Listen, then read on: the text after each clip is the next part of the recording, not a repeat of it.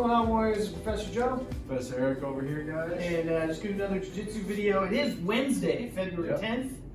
And I am going to try to post this before midnight Eastern time. So technically I'm going to post a Jiu-Jitsu video on Wednesday. On Wednesday. Nice. Keep my commitment here. Nice. But, you know, we talk a lot about like going with the flow. And I think that's a philosophy in Jiu-Jitsu. And even if you look at what John Danaher was putting out earlier this week, everybody's kind of catching on. Yeah. That there's ways to control people, but you don't get to dictate everything they do. And I think what happens a lot of times, especially from dominant positions like crossbody or the mount, is now you think, oh man, I have this killer position, so now I'm going to hold the guy down physically. And that's not going to work. And it's really going to limit your responses. Yeah. And the more you rigidly are like, okay, I have to hold crossface or I have to do this, that is exactly when the person is going to escape. Because you're going to be too greedy for the position. You're like, oh man, I got this one kill-all move and that's it. Well, what happens when they get past that one move? Yeah. So there's a really common drill to help you transition through the basic positions in crossbody, side mount, kesegatami, north and south, and almost every gym I've ever been to does this drill. But it took me a long time to realize what the real benefits to the drill are. Okay, so let's just go get to it. So if he has a really good defensive game, he's not going to be hugging me, because anytime he gives me like a big hug, see, all he's done is given me the arm. He's just exposed the arm. And here, we'll turn this way real quick, dude. If he holds on as tight as he can't hold his grip, fight my legs, and avoid letting me stretch out the arm or the inside arm. Plus, let's say he holds on, we're in the gi, I can just ignore the arms completely and just start attacking the neck at the collar. Because think about like a boxer, right? You're gonna fight somebody, you're gonna have your arms like completely extended. You're just going to be completely exposed. So when we say establishing crossbody position on the curriculum from white to blue, it's the top person and the person on the bottom. So for him, he's going to use the invisible force, cut an angle. This arm's going to cover his rib and his diaphragm. I'm going to put my two hands on the inside. So one by his femur and his hip on the ground, and I'm going to control his head. But what I'm not going to do is I'm not going to put my arm underneath, because now he's trapped my arm. So what we can work on doing is I want to curve the head. And honestly, he can still trap my arm if he really knows what he's doing. He gets taller and he just pulls my arm under the head. So you kind of always have to watch this. And that's why a lot of times position number 2 here is when he touches the arm, that's when I'm going to slip it over. I might face the legs. I might start to work for the mount. Okay? But we'll just go through this position like as I learned it. Okay, so what we're going to do is we're going to transition the arm over the head. I'm not going to roll my body because I'll be off balance. What I'm going to do is pummel by circling my hand towards the wrist. I'm going to go under the elbow, go forward, grab the shoulder. So a key indicator here is my knee should touch his rib cage, and now I'm going to sandwich the elbow and slide forward. Then I'm going to go belly down like I'm going to north and south. This arm's going to come back across the body, and I'm going to scissor, so I'm in kesegatami facing south, and grab the arm. And then from here, I'm going to go back to crossbody. And a lot of people, they like to take the mount, keep the arm. And you can see what's happening here is his arms are totally crossed up. In fact, you can get an easy submission right here. And then if you're making a drill out of it, just hop off and reset. So in that case, I would just be going in a circle this way. Can we do it vertical? Just put your head towards camera? This way? Yeah, for sure. Yeah. Absolutely. Cool. Okay, so see, this hand's going to monitor my femur.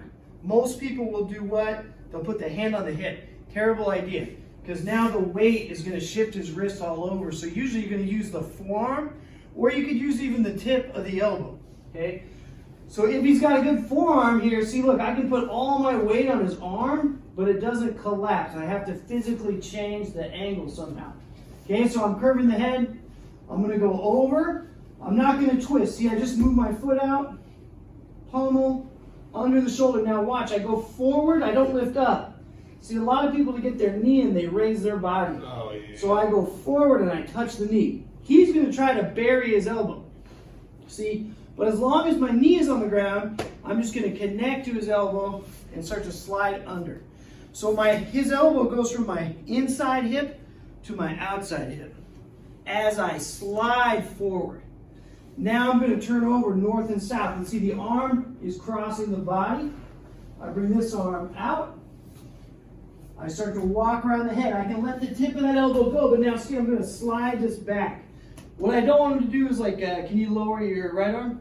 Lower, oh yeah, for sure. Yeah, see, if I put it here, now I can bite my own elbow. See, now I'm stuck. So I want to keep this above his shoulder. And then I transition here and grab that way. Okay? Now let's finish the position. And I'm just going to go to crossbody here first.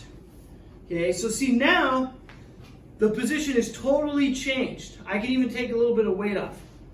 Because he's got one arm down by the hip and one arm crossing the center line. So he no longer has any frames. So just by walking around the body, you have a little skill and ability to take the guy from a really good defensive position to sort of being crossed up. And if we continue this and we even go to the mount here, see what I'll do is I'll just keep my arm on this side. I'm going to switch directions. I'm going to go up and over. And see, now I have both arms. So if I keep the head arm, neck crank. If I don't keep the head arm, see, I have the inside arm this way. Even if I lose all of that, I still have a much better high mount than what happens all the time, right? You pass guard, you get there clumsily, you get here. And you have, No advantage. Yeah, no advantage. You just scrambled your way into the position. Now I'm at middle mount, low mount, and I have nothing. I've gained nothing, right? He's going to escape. Okay? Let's look at one other option that I do all the time. I won't do the whole thing. Actually, I'll just do it real fast. This side. Yeah, here, check this out. 1, 2, 3, 4, 5, 6. Okay, so I bring this arm over. Okay, now a lot of times you want to mount, the guy starts to defend, he's turning towards you, he doesn't want you to mount, he's using the knee. So I'm going to take this arm, I'm going to reach back and grab the collar or the shoulder. And now I'm going to control his left arm here, and I'm going to walk myself back over his face. You turn it. And see, my head is going to block this arm. Now there's nothing by the neck anymore. So I'm going to go to the bread cutter choke. I'm just going to put my thumb in, lean my head forward, and now I don't care if he takes his arm out anymore because I'm going to finish the choke. Okay?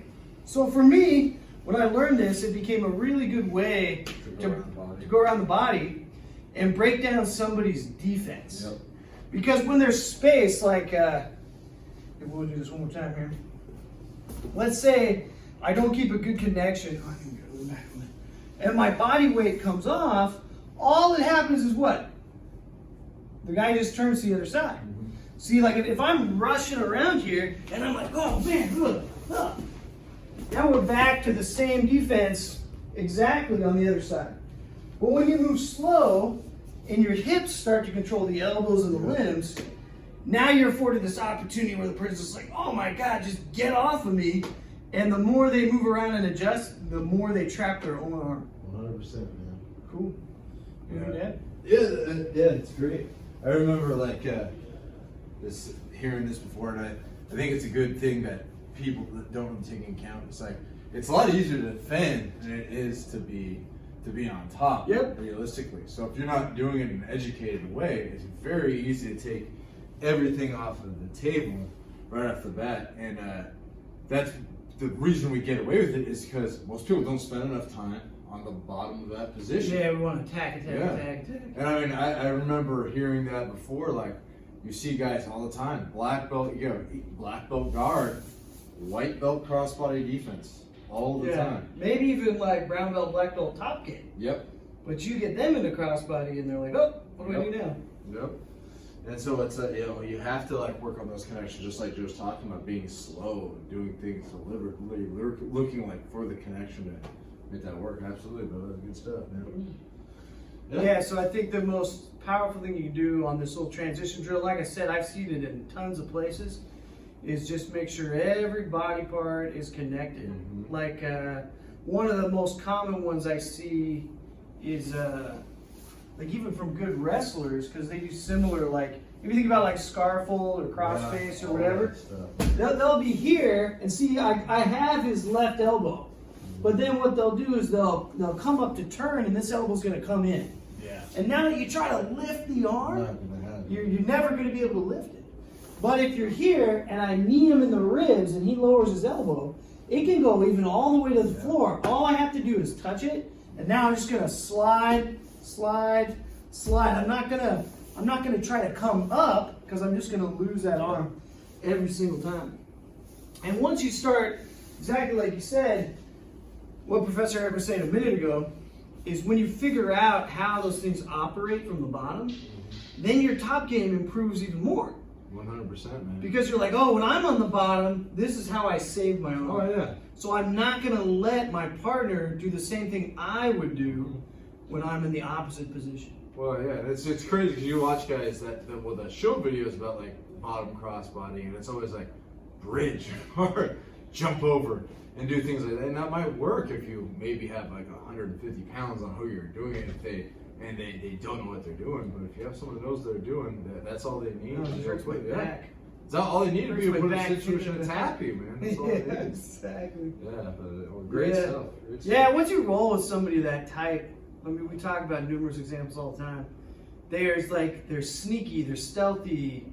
It's like you're rolling with a bucket of water. Yeah. It's like I'm gonna grab this, but it's somewhere else. Oh, for sure. And it's just, you can't get that, just like a good boxer. Well, I actually remember Sean Porter, the last fight that he had, he was saying that the same things. He could knock out the guy. The guy wasn't like at his level. He wasn't like a ranked opponent at the point in time. But he was saying like, because they were giving him a hard time because couldn't knock him out. The whole thing is because it's easier to be defensive.